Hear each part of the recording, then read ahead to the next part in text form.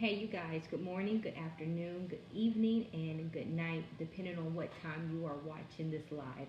Today is book 34 about Nahum. Nahum is the 34th book in the Old Testament. There is 39 books in the Old Testament and 27 in the New. I am doing a book challenge for 66 days, and I'm talking about each book with the best knowledge that I have. And Nahum is book number 33. Claims to fame far as Nahum is Nahum focused mostly on the coming judgment of Nahum. And some of the famous stories include, if there is any, which says that there's none. This book is a prophecy almost surely against Nahum and Ahtree. The most famous verses includes Nahum 1:7 and 1:8. There's something that I would like to discuss.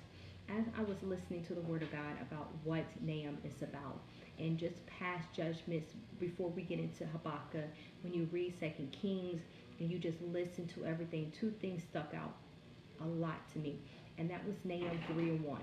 It says in Nahum 3:1, if I read it from my Word of God, it says, "Woe to the city of the blood, full of lies, full of plunder, never without victims."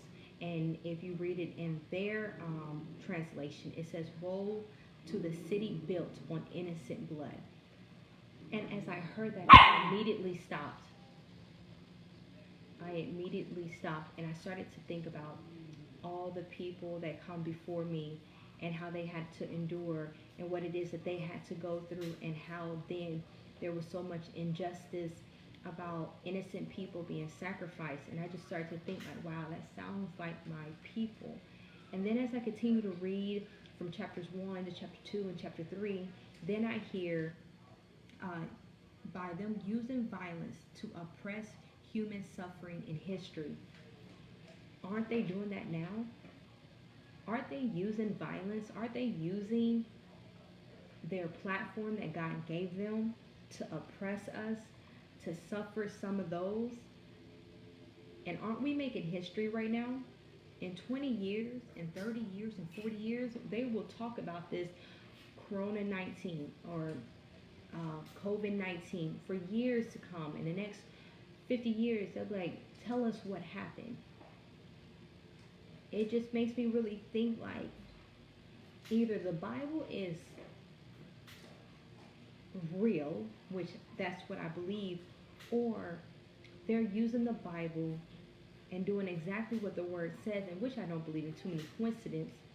But when you start to actually read the Word of God, you actually start to hear, and you start to put in perspective what is actually going on. And then as I was preparing for this, I was conflicted, because it's like, being human, doing what I feel is best, you still get judged.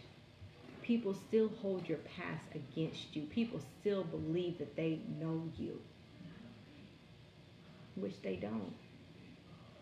I have a right to be whomever I choose. I have a right to grow, to express myself in the best way I can. And the only thing that I'm doing is just teaching what I know. And then when you listen to the Word, and then you hear things like chapter 3, verse 1, "Woe to the city built on innocent blood," it really makes you think about your life and the lives that come before you. You know? It kind of got me stuck. But let's keep going. This was written in 650 BC. The time period of the prophecies that came true was 658 to 615 BC. Important parts about this book is the book is only 3 chapters long and almost exclusively focused on God pending judgment against the capital. The nation that invaded and destroyed the northern kingdom, the kingdom of Israel, nearly 100 years earlier.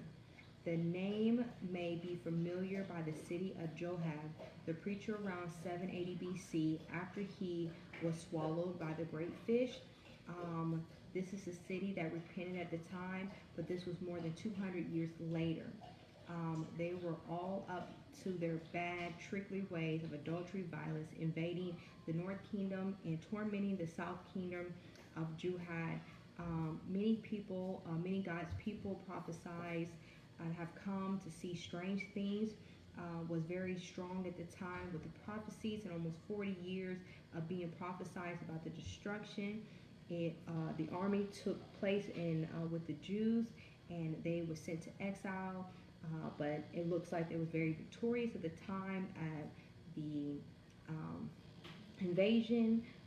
There was 10 tribes of Israel that made up the northern kingdom, completely disappeared into those and other foreign people. So during this time, everything was just scattered. However, God was good to his word, brought through. And when God started to talk to people around 612 BC, and it was destroyed forever. Finally, the execution and dug down in the sand within the 1800s AD, which brings to probably one of the best scriptures that I would say.